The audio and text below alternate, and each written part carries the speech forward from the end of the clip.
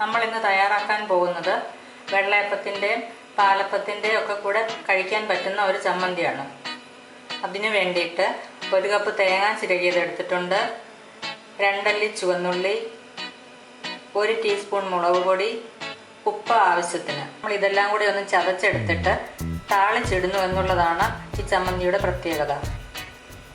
താളിക്കാൻ വേണ്ടിയിട്ട് കുറച്ച് കടുക് വേണം, കറിവേപ്പില, ആവശ്യത്തിന് വെളിച്ചെണ്ണ. നമുക്ക് ആദ്യം എടുത്തു വെച്ചിരിക്കുന്ന ഇൻഗ്രീഡിയൻസ് എല്ലാം കൂടെ ഒന്ന് ചതച്ചെടുക്കാം. ഒരുപാട് അരഞ്ഞു പോകരുത്, തോരന് ചതയ്ക്കുന്നത് പോലെ ഒന്ന് ചതച്ചെടുക്കണം. നമ്മളിത് ചതച്ചെടുത്തിട്ടുണ്ട്. ഇത് പുളി ചേരാത്ത ഒരു ചമ്മന്തിയാണ്. പുളി വേണമെന്ന് നിർബന്ധമുള്ളവർക്ക് അല്പം പുളിയും കൂടെ ചേർത്ത് ചതച്ചെടുക്കാം. ചമ്മന്തി താളിച്ചിടാൻ വേണ്ടിയിട്ട് സ്റ്റൗവിൽ ഒരു പാൻ വെച്ചിട്ടുണ്ട്. നമുക്കിതിലേക്ക് എണ്ണ ഒഴിക്കാം. എണ്ണ ചൂടായിട്ടുണ്ട്. നമുക്കിതിലേക്ക് കടുകും കറിവേപ്പിലയും ഇടാം.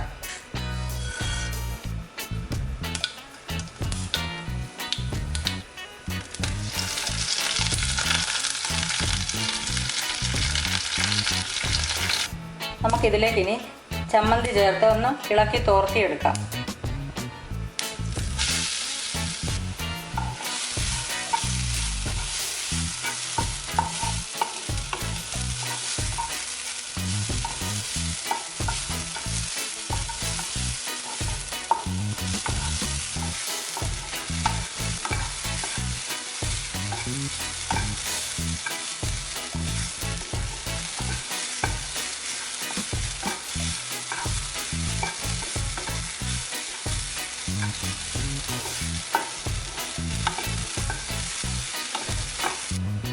ഇത് തോർന്ന് കിട്ടിയിട്ടുണ്ട്.